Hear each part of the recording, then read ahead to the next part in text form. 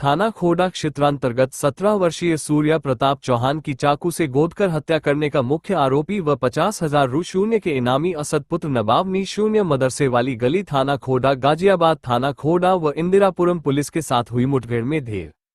Police और बदमाश के बीच एक्सचेंज ऑफ फायर हुआ है, क्या है पूरा मामला, किस मामले में वांटेड था? देखिए, दिनांक 28 तारीख को थाना खोड़ा क्षेत्र के अंतर्गत असद नामक एक लड़के ने वहां पर सूर्या चौहान को चाकू मार दिया था और इलाज के दौरान सूर्या चौहान की डेथ हो गई थी।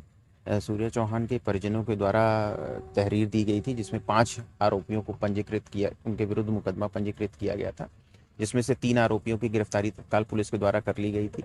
इसमें जो मुख्य आरोपी था असद, वो फरार था, उसके ऊपर 50,000 रुपये पुरस्कार की घोषणा की गई थी। आज पुलिस को ये सूचना प्राप्त हुई थी कि असद अपने कुछ साथियों से मिलने जा रहा है और उनसे पैसे लेकर के वो बाहर कहीं भागने की फिराक में है। तत्काल इस सूचना के आधार पर एसीपी इंदिरापुरम के नेतृत्व में थाना खोड़ा और थाना इंदिरापुरम की टीम लगातार यहाँ पे कॉम्बिंग कर रही थी और बैरिकेड लगाकर चेकिंग का भी अभियान चलाया गया था। तो उसी समय जब असद अपने एक साथी के साथ बाइक से आता हुआ दिखाई देता है तो पुलिस टीम उसे रोकने का प्रयास करती है और उसे चेतावनी देती है, लेकिन असद के द्वारा पुलिस टीम पर फायरिंग की जाती है।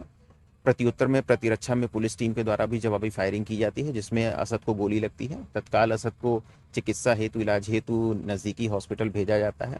इस पूरे एक्सचेंज ऑफ फायर में हमारा एक कांस्टेबल है थाना खोड़ा का, वो भी घायल होता है, उसको भी पुलिस द्वारा तत्काल अस्पताल भेजा जाता है।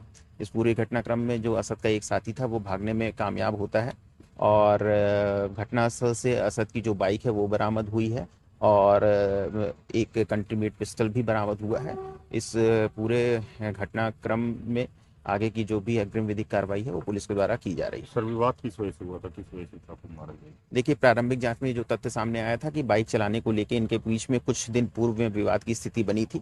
28 तारीख को जब ये लोग साथ में इकट्ठा हुए तो वो विवाद की स्थिति बढ़ गई थी और इसी में आवेश में आकर के असद के द्वारा चाकू से हमला किया गया था। ट्रेनिंग का अड्डा है, कहीं ना कहीं किस तरीके से देखते हैं पूरे घटनाक्रम को, क्या कहेंगे?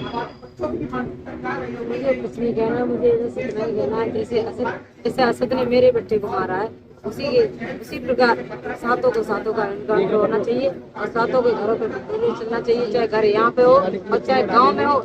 जैसे उसने उन लोगों ने मेरा बेसहारा, मेरे जीने का सहारा छीन लिया, मुझे रोड पे कर दिया। ना मेरे पास मकान है, ना मेरे पास कुछ है।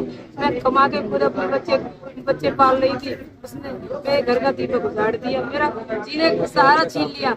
इसी तरह से मैं कहती हूँ उनका भी यही हाल होना चाहिए। जो मंत्री हैं हेमंत शर्मा जी, आपसे मुलाकात की है, क्या शासन उनको द्वारा दिया गया है? उनका अनुशासन है, वो मेरी सब